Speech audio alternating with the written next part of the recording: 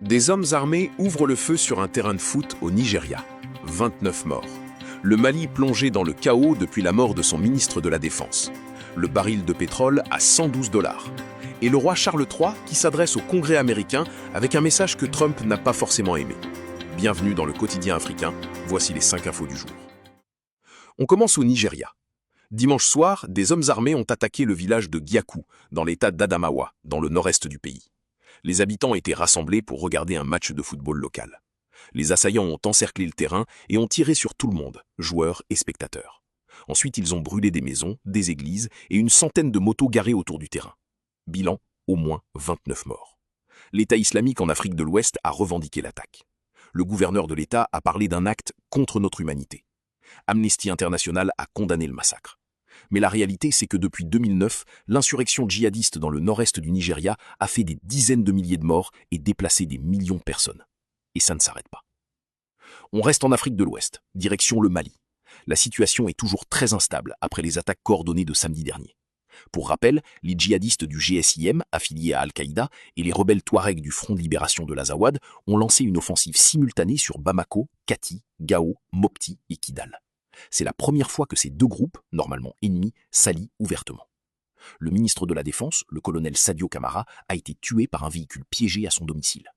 Le chef de la junte, Assimi Goïta, a été exfiltré de la capitale. Aujourd'hui, la Russie a publié des vidéos montrant ses troupes au combat aux côtés de l'armée malienne. Mais les analystes disent clairement que les mercenaires russes n'ont rien vu venir. Aucune information sur les attaques avant qu'elles arrivent. Ça pose une vraie question sur l'efficacité du partenariat militaire entre Bamako et Moscou. Le Sahel reste la zone la plus touchée par le terrorisme dans le monde, avec plus de la moitié des morts liés au terrorisme en 2025. Changement d'ambiance. Le roi Charles III est en visite officielle aux États-Unis. Hier, il a pris la parole devant le Congrès américain. Seule la reine Elisabeth avait fait ça avant lui, en 1991. Dans son discours, il a défendu l'OTAN, alerté sur les dangers de l'isolationnisme et rappelé l'importance des contre-pouvoirs démocratiques. Il n'a jamais cité Trump directement, mais tout le monde a compris le message. Et le moment fort de la soirée, c'est pendant le dîner officiel. Il y a quelques mois, Trump avait dit aux Européens que sans les Américains, il parlerait allemand. Charles a répondu avec le sourire que sans les Britanniques, les Américains parleraient français. Toute la salle a ri, y compris Trump.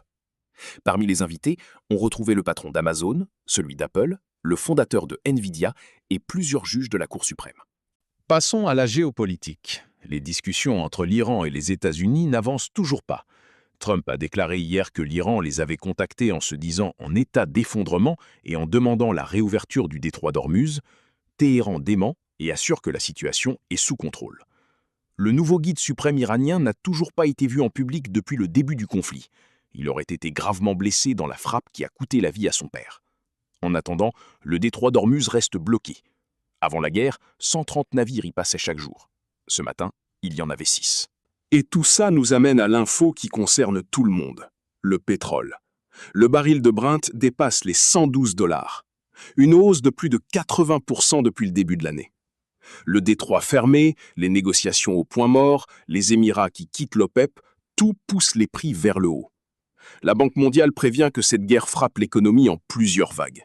D'abord l'énergie, puis la nourriture, puis l'inflation, puis la dette. Et les pays en développement, l'Afrique en tête, sont les plus touchés. L'Afrique du Sud a déjà réagi en prolongeant sa baisse de taxes sur le carburant et en supprimant la taxe diesel jusqu'en juin. Mais pour le reste du continent, la facture grimpe. Et en Europe aussi, le plein va coûter de plus en plus cher. Voilà, c'était le quotidien africain pour ce mercredi 29 avril. Si cette vidéo t'a appris quelque chose, abonne-toi et partage-la avec quelqu'un qui devrait savoir ce qui se passe dans le monde. On se retrouve demain.